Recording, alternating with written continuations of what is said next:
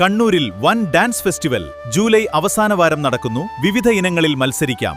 2 ലക്ഷത്തിന്റെ സമ്മാനങ്ങൾ. ഉടൻ രജിസ്റ്റർ ചെയ്യൂ. വിളിക്കുക 944737.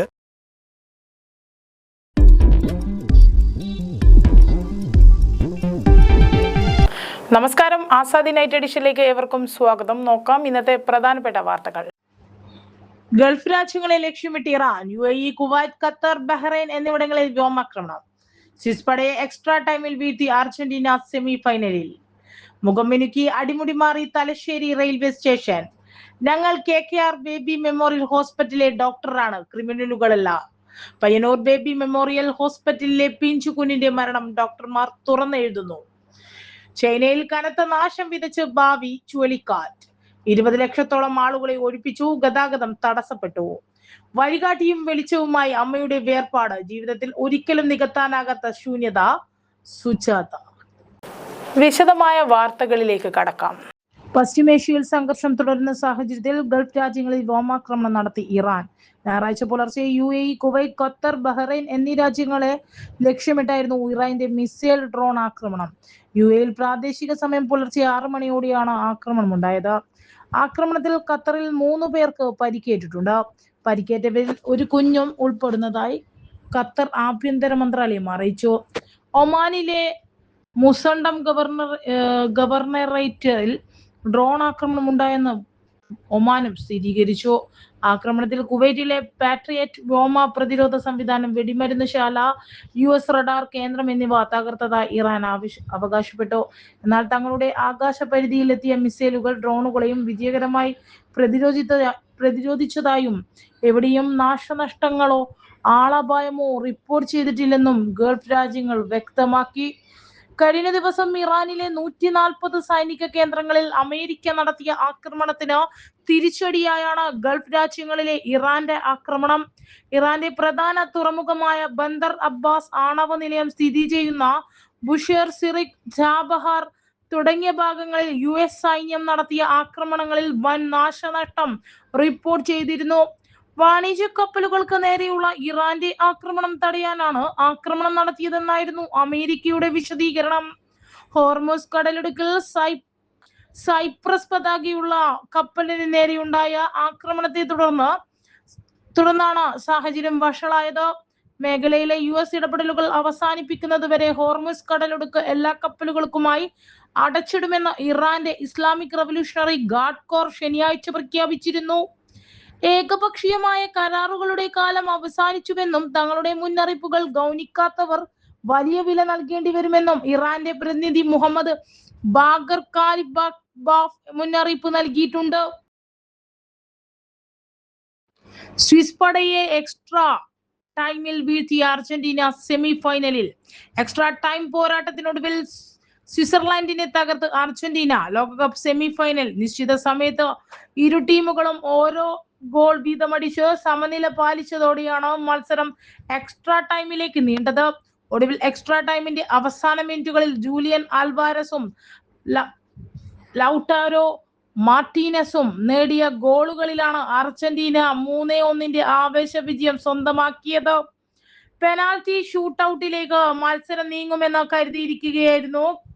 കാൻസാഡ് സ്റ്റേഡിയത്തെ പ്രകമ്പനം കൊള്ളിച്ച അൽവാരസിന്റെ മാന്ത്രിക ഗോൾ പിറന്നത് 114-ാം മിനിറ്റിൽ സ്വിസ് ബോക്സിന് ഏകദേശം 25 വരെ അകലം വെച്ച് പന്ത് സ്വീകരിച്ച താരം പ്രതിരോധ നിരയെ കാഴ്ചക്കാരാക്കി വലങ്കാലുകൊണ്ട് തൊടുത്ത് പന്ത് പോസ്റ്റിന്റെ ടോപ്പ് കോർണറിലേക്ക് തുളച്ചു കയറുകയായിരുന്നു. സ്വിസ് ഗോൾ കീപ്പർ ഗ്രൈഗർ കോബൽ പൂർണ്ണമായി ഡൈവ് ചെയ്തെങ്കിലും പന്ത് നരികിൽ പോലും എത്താനായില്ല. ഗോൾ പിറന്നതോടെ അർജന്റീനയിൽ പകരക്കാരായ കളിക്കാരടക്കം മൈതാനത്തേക്ക് ഓടിയെത്തി ആഹ്ലാദം പങ്കുവച്ചു. തൊട്ടു പിന്നാലെ സമനിലയ്ക്കായി സ്വിസ് പട കിണഞ്ഞു ശ്രമിച്ചെങ്കിലും എമിലിയാനോ മാർട്ടിനസിന്റെ നേതൃത്വത്തിൽ അർജന്റീനിയൻ പ്രതിരോധം കോട്ട കാത്തു. കളി അവസാനിക്കാൻ നിമിഷങ്ങൾ മാത്രം ബാക്കി നിൽക്കെ ഇഞ്ചുറി ടൈമിൽ ലൗട്ടാരോ മാർട്ടിനസ് അർജന്റീനയുടെ 3ാം ഗോളും വലയിലാക്കി സ്വിസ് പടയുടെ എല്ലാ പ്രതീക്ഷകളും അവസാനിപ്പിച്ചു. നേരത്തെ എക്സ്ട്രാ ടൈമിന്റെ ആദ്യ പകുതിയിൽ ലയണൽ മെസ്സിയുടെ നേതൃത്വത്തിൽ അർജന്റീന നിരന്തര ആക്രമണങ്ങൾ അയച്ചുവിട്ടിരുന്നു. നിശ്ചിത 90 മീറ്ററിൽ ഉയർത്തുന്നതിനേക്കാൾ കൂടുതൽ ഷോട്ടുകളാണ് അർജന്റീന എക്സ്ട്രാ ടൈമിൽ അടിച്ചു കൂട്ടിയത്. നൃത്ത മത്സരം 3-ാം ക്ലസ്റ്ററിന് അപേക്ഷിക്കാം. Happiness foundation APJ Abdul Kalam ലൈബ്രറിയും സംഘടിപ്പിക്കുന്ന ഡാൻസ് ഫെസ്റ്റിവൽ 3-ാം ക്ലസ്റ്ററിലേക്ക് അപേക്ഷ ക്ഷണിച്ചു. ജൂലൈ 3-ാം വാരമാണ് മത്സരം. ആദ്യം രജിസ്റ്റർ ചെയ്യുന്ന 40 ടീമുകളാണ് അവസരം. നൃത്ത മത്സരത്തിൽ 10, 15, 16, 25 മുകളിൽ പ്രായം എന്നീ കാറ്റഗറിയിലാണ് മത്സരം. സിംഗിൾ ഇനത്തിൽ ഭരതനാട്യം, കുച്ചിപ്പുടി, മോഹിനിയാട്ടം, കേരള നടനം, സിനിമാറ്റിക് ഡാൻസ് എന്നിവയിലും, ഗ്രൂപ്പിനത്തിൽ സംഘനൃത്തം, തിരുവാതിര, ഒപ്പന, കൈകൊട്ടിക്കളി, നാടൻപാട്ട്, ഗാനസദസ്, കോൽക്കളി, സിനിമാറ്റിക് ഡാൻസ് എന്നിവയിലുമാണ് മത്സരം. 2 ലക്ഷത്തോളം രൂപയുടെ സമ്മാനങ്ങൾ വിവിധ വിഭാഗങ്ങളിൽ നൽകും. കരോക്കെ ഗാനാലാപന മത്സരവും സംഘടിപ്പിക്കും. മത്സരങ്ങൾ ഉണ്ടാകും. പങ്കെടുക്കാൻ ആഗ്രഹിക്കുന്നവർ 9447372316, 9446947693 എന്നീ നമ്പറുകളിൽ രജിസ്റ്റർ ചെയ്യാവുന്നതാണ്. കണ്ണൂർ കാൽടെക്സ് വലിയവളപ്പുകാവ് റോഡിലെ APJ ലൈബ്രറിയിലും രജിസ്റ്റർ ചെയ്യാവുന്നതാണ്. കണ്ണൂരിൽ വൻ ഡാൻസ് ഫെസ്റ്റിവൽ ജൂലൈ അവസാന വാരം നടക്കുന്നു. വിവിധ ഇനങ്ങളിൽ മത്സരിക്കാം. 2 ലക്ഷത്തിന്റെ സമ്മാനങ്ങൾ. ഉടൻ രജിസ്റ്റർ ചെയ്യൂ. വിളിക്കുക 944737.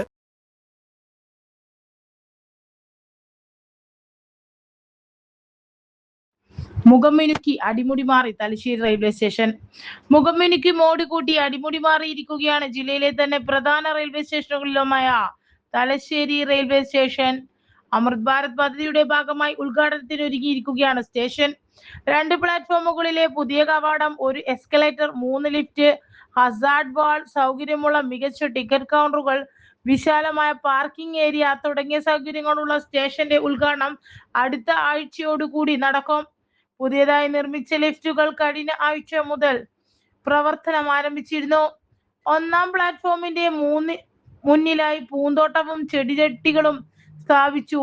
സ്റ്റേഷന്റെ മോടി കൂട്ടിയിട്ടുണ്ട്. കൂടാതെ നേരത്തെ തന്നെ സ്റ്റേഷനിൽ വന്നിറങ്ങുന്നവർക്ക് മഴയും വെയിലും മേൽക്കാതെ ഓട്ടോറിക്ഷകളിലും ടാക്സികളിൽ കയറാനുമുള്ള സംവിധാനവും 1-ാം പ്ലാറ്റ്ഫോമിൽ ഒരുക്കിയിരുന്നു.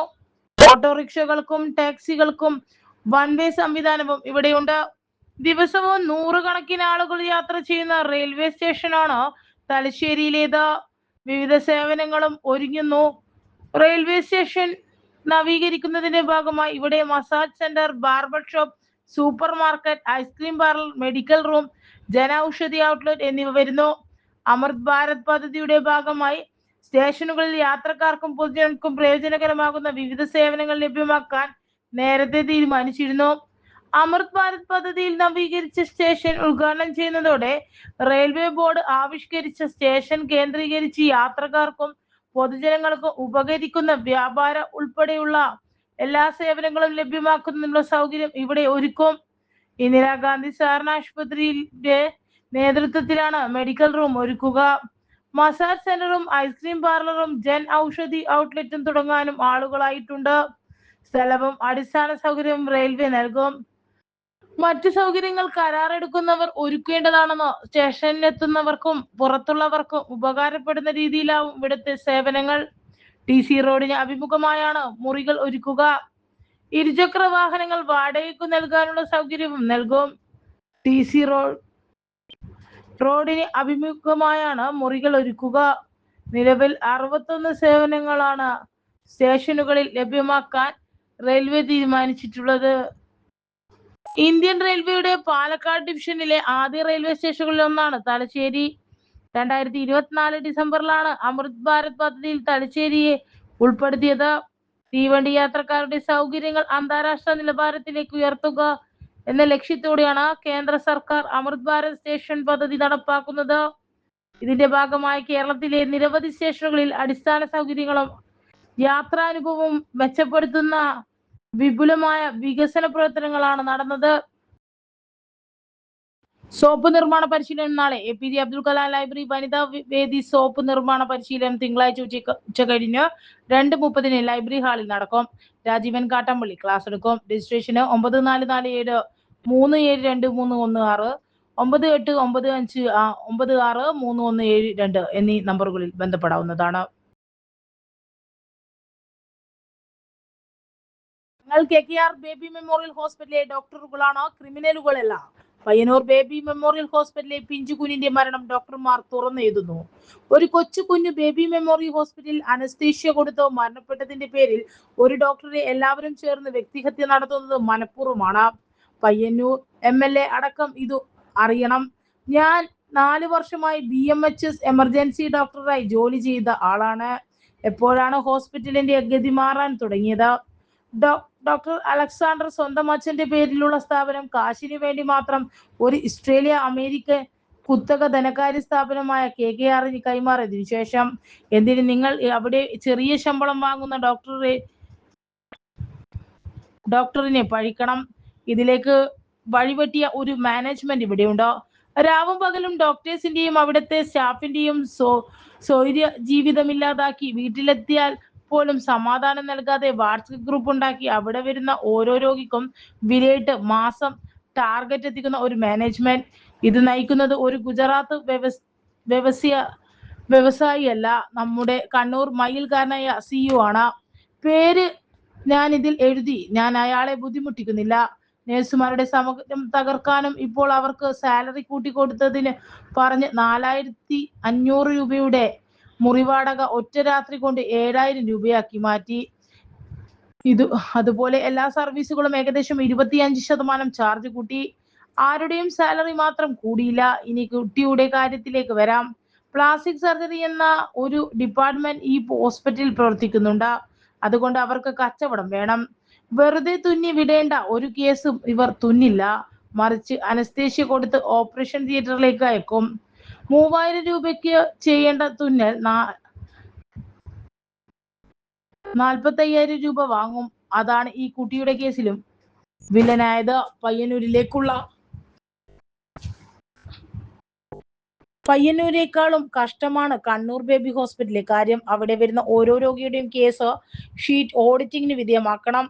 പേഷ്യന്റിന് എന്ത് ഇൻവെസ്റ്റിഗേഷൻ ചെയ്യണമെന്ന് തീരുമാനിക്കുന്നത് പോലും അവിടുത്തെ CEO ആണ്.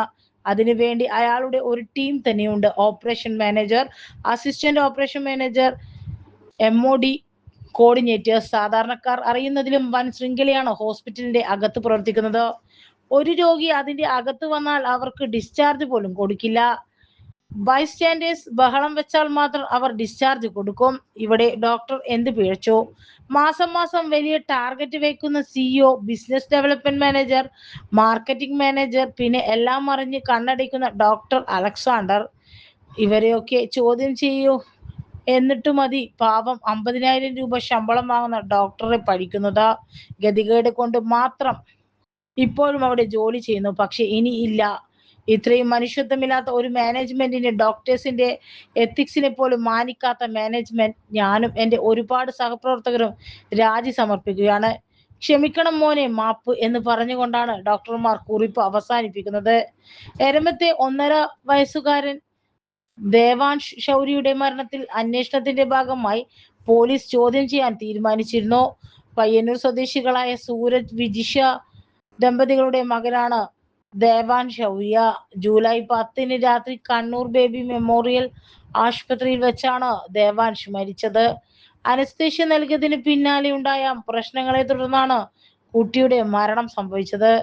കഴിഞ്ഞ ഞായറാഴ്ചയാണ് കുളിക്കുന്നതിനിടെ വീണ് മുഖത്ത് മുറിവേറ്റ കുഞ്ഞിനെ പയ്യന്നൂർ ബേബി മെമ്മോറിയൽ ആശുപത്രിയിൽ പ്രവേശിപ്പിച്ചത്. സ്റ്റിച്ചിടാൻ വേണ്ടി അനസ്തേഷ്യ നൽകിയതിന് പിന്നാലെ കുഞ്ഞിന്റെ നില ഗുരുതരമാവുകയായിരുന്നു. തുടർന്ന് കുട്ടിയെ കണ്ണൂർ ബേബി മെമ്മോറിയൽ ചികിത്സ പിഴവ് ആരോപിച്ച് കുടുംബം നൽകിയ പരാതിയിൽ പയ്യന്നൂർ BMH ആശുപത്രിയിലെ ഡോക്ടറായ അഞ്ജലി പൊതുവാളിനെതിരെ പോലീസ് കേസെടുത്തിട്ടുണ്ട്. ചൈനയിൽ കനത്ത നാശം വിതച്ച് ഭാവി ചുഴലിക്കാറ്റ്. 20 ലക്ഷത്തോളം ആളുകളെ ഒഴിപ്പിച്ചു. ഗതാഗതം തടസ്സപ്പെട്ടു. ഈ വർഷം ചൈനയിൽ വീശിയടിച്ച ഏറ്റവും ശക്തമായ ചുഴലിക്കാറ്റായ ഭാവി കിഴക്കൻ തീരപ്രദേശങ്ങളിൽ കനത്ത നാശനഷ്ടം വിതച്ചു. ശക്തമായ കാറ്റും പ്രളയവും ജനജീവിതം സ്തംഭിപ്പിച്ചതോടെ രാജ്യം കടുത്ത പ്രതിസന്ധിയിലേക്കാണ് നീങ്ങുന്നത്. ഞായറാഴ്ച രാവിലെ ചുഴലിക്കാറ്റിന്റെ തീവ്രത കുറഞ്ഞത് ട്രോപ്പിക്കൽ കൊടുങ്കാറ്റായി മാറിയെങ്കിലും വരും ദിവസങ്ങളിൽ കിഴക്കൻ വടക്കൻ ചൈനയിൽ ഉടനീളം വൻ പ്രളയത്തിന് സാധ്യതയുണ്ടെന്ന് കാലാവസ്ഥാ നിരീക്ഷകർ മുന്നറിയിപ്പ് നൽകി. കനത്ത നാശനഷ്ടം മുൻകൂട്ടി കണ്ട് സാമ്പത്തിക സാങ്കേതിക ഹബ്ബായ സെജിയാങ് പ്രവിശ്യയിൽ നിന്നും ഉൾപ്പെടെ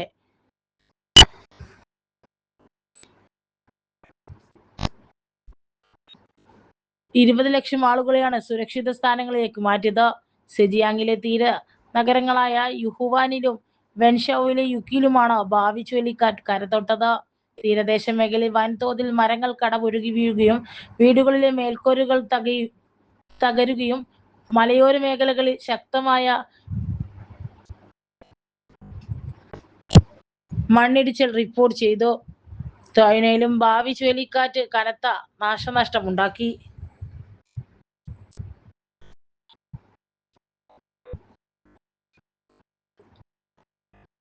വടക്കൻ ചൈനയിൽ 80 സെന്റിമീറ്ററോളം മഴയാണ് രേഖപ്പെടുത്തിയത്. വിവിധ അപകടങ്ങളിലായി 134ഓളം പേർക്ക് പരിക്കേറ്റതായാണ് വിവരം. ചുഴലിക്കാറ്റിനെ തുടർന്ന് ചൈനയിലെ ഗതാഗത സംവിധാനങ്ങൾ പൂർണ്ണമായും തടസ്സപ്പെട്ടു. സെയ്യാങ് പ്രവിശ്യ തലസ്ഥാനമായ ഹാങ്ഷൌവിൽ ട്രെയിൻ സർവീസുകൾ നിർത്തിവെക്കുകയും 327 വിമാന സർവീസുകൾ റദ്ദാക്കുകയും ചെയ്തു. അയൽനഗരമായ ഷാങ്ഹായിൽ 1620 ട്രെയിൻ സർവീസുകളും 684 വിമാന സർവീസുകളും റദ്ദാക്കിയിട്ടുണ്ട്. വരും ദിവസങ്ങളിൽ ജില്ലിൻലിയാങ്, ഹെബൈ, ഷാൻടോക്ക് തുടങ്ങിയ പ്രദേശങ്ങളിൽ കനത്ത മഴ തുടരുമെന്നാണ് റിപ്പോർട്ട്.